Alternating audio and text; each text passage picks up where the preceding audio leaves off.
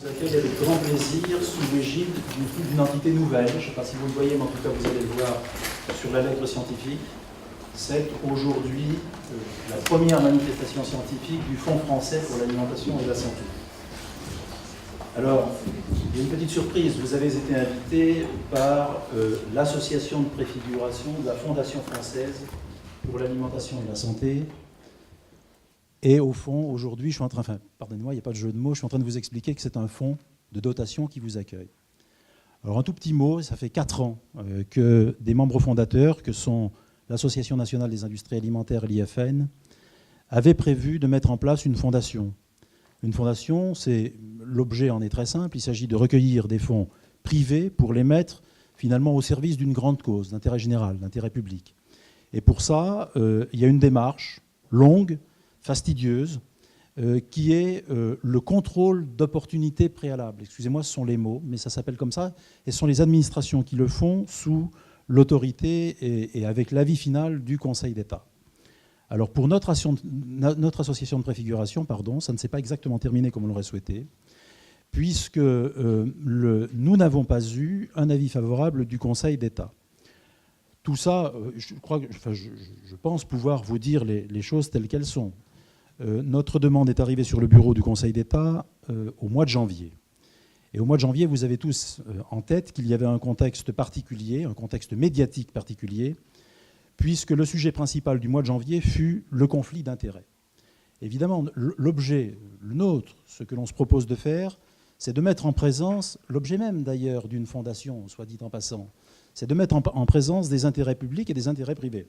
Alors, si évidemment, dès qu'il se parle, on est en situation de conflit d'intérêts, ça peut être le cas, je n'en sais rien, je n'ai pas de jugement de valeur à porter, mais en tout cas, on était évidemment le vivier idéal, le terreau parfait, pour qu'on puisse imaginer quelque part que se développeraient des situations de conflit d'intérêts. Donc, nous n'avons pas eu, dans un premier temps, cette reconnaissance d'utilité publique, mais nous sommes les membres fondateurs, ANIA IFN, sont restés sur la conviction que leur projet était excellent, notamment parce qu'il est pourvoyeur de fonds et qu'en ce sens, il va aider, il va accompagner finalement les dotations publiques pour pouvoir conduire de la recherche sur la relation alimentation-santé. C'est tout un programme, mais ça coûte de l'argent. Et donc, l'intention, leur a-t-il semblé, était bonne. Donc, ils ont voulu poursuivre. Et grâce au ciel, on a eu une chance. Voilà. Cette chance, elle s'appelle Loi de modernisation de l'économie, qui date du 4 août 2008. Je rappelle pour mémoire que les fondations ont été créées en France en 1666 et la première a été mise en place par décret royal. C'était pour un orphelinat. Donc vous voyez, et c'était donc évidemment pour une cause d'intérêt général. Donc c'est une forme juridique qui est extrêmement connue et qui a une histoire, 3 siècles, plus de 3 siècles. Et évidemment, le fonds de dotation, lui, a 3 ans à peine. Voilà. Mais il existe. Et qu'est-ce que c'est un fonds de dotation? En un mot, c'est exactement la même chose, sauf que c'est dispensé de contrôle préalable d'opportunité. Et donc, il n'y a pas ce long processus administratif, incertain, on en a fait les preuves, et il y a en revanche une grande obligation de se conformer à l'objet même que les statuts prévoient, c'est-à-dire on ne peut faire que ce que l'on a écrit que l'on ferait, faute de quoi, évidemment, on perd la reconnaissance que les pouvoirs publics nous accordent. Donc on passe d'un contrôle a priori à un contrôle a posteriori. C'est la seule différence notable. Alors après, évidemment, on a une autre différence, certains peuvent s'en plaindre, c'est la différence de notoriété, mais je crois l'avoir expliqué. Quand vous comparez quelque chose qui a 3 siècles à quelque chose qui a moins de 3 ans, par voie de conséquence, la notoriété n'est pas la même. Donc un fonds de dotation, et le Fonds français pour l'alimentation et la santé, donc un fonds de dotation, encore une fois, c'est quelque chose qui ressemble à s'y méprendre à une fondation.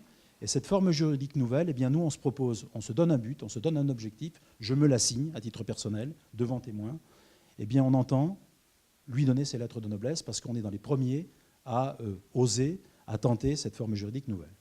Alors, je ne vais pas présenter très longuement les 2 orateurs parce que vous les connaissez encore mieux que moi, ou en tout cas pour beaucoup d'entre vous, j'ai pu le voir. Moi, je les connais aussi un peu, parce que le sujet qu'on va aborder aujourd'hui nous rapproche. On a tous plusieurs vies, et j'en ai eu d'autres aussi avant d'arriver à la direction générale du Fonds français pour l'alimentation et la santé.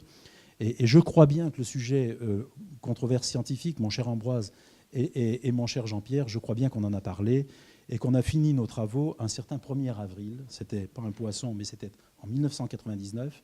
Et on avait à l'époque élaboré un avis du CNA, j'étais au CNA à l'époque, qui s'appelait « Place de la science et des autres considérations dans la prise de décision publique », si ma mémoire est bonne. Et donc, évidemment, on avait eu une multitude de réunions et bien entendu, on avait mis en évidence déjà à l'époque, parce que souvenez-vous, on était au sortir de la première crise de la vache folle et on n'avait pas encore atteint la deuxième. La première, c'était 96, la deuxième, c'était le 14 novembre 2000. Et là, on était le 1er avril 99. Et on avait bien vu que finalement, la science est claire souvent, mais la science génère aussi des situations, des tensions et des situations de divergence d'appréciation.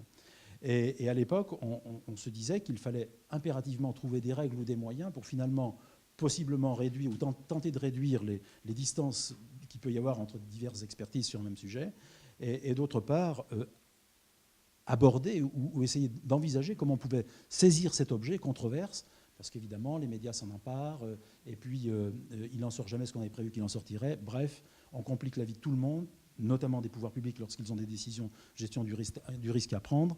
Et on avait vu à l'époque que c'était très compliqué. Alors moi, ce qui m'intéresse beaucoup aujourd'hui, c'est de voir le chemin qu'on a fait, parce que moi, bien entendu, je suis passé à autre chose.